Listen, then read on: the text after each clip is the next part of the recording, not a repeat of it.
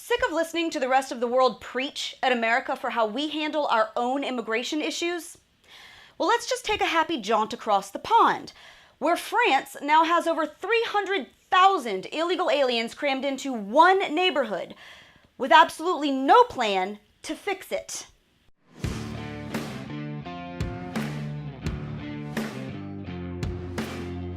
Welcome back to Reality Check on MRC TV, guys. I'm Brittany Hughes. Illegal immigrants have virtually overtaken the French community of Seine-Saint-Denis.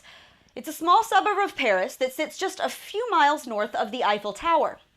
Now, this is just one community, and the steady stream of immigration is not stopping anytime soon. In fact, an estimated 550 new migrants arrive in France every single day. Most of them are from Syria, Afghanistan, and North Africa.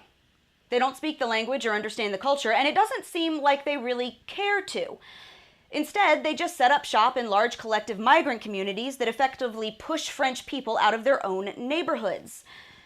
Now, this area was already impoverished. About 30% of the community's legal residents already live below the poverty line. And all of the mass immigration is not helping.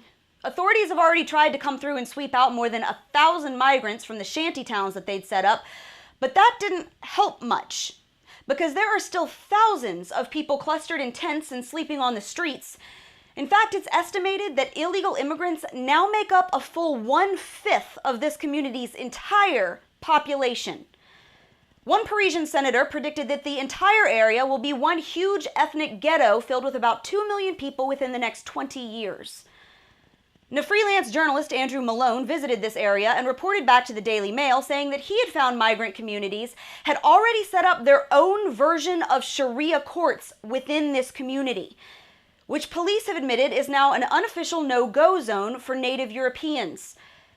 These people can't legally work, so many of them make their living in the drug trade or on the black market, selling counterfeit or stolen goods. But while police say that they're obviously concerned about the crime issues, it's the potential for Islamic radicalization that they say worries them the most. There are a record 160 mosques in this one area, which far outnumber the number of churches. But police say that it's the underground mosques that they're most concerned with. Now, of course, it's impossible to know just how prevalent all of these issues are because French law currently prohibits the government from collecting any data based on race, ethnicity, or religion. Now, this is just one snapshot on one community in one country. It doesn't even begin to touch the massive spikes in crime across Germany following a mass migration influx, not to mention Britain having to pass laws against carrying pocket knives in public because people were getting stabbed left, right, and sideways in their own no-go zones. Because, see, this isn't immigration. When you come into a country legally with the intent of assimilating into the culture and becoming a productive, active member of that society, that is immigration.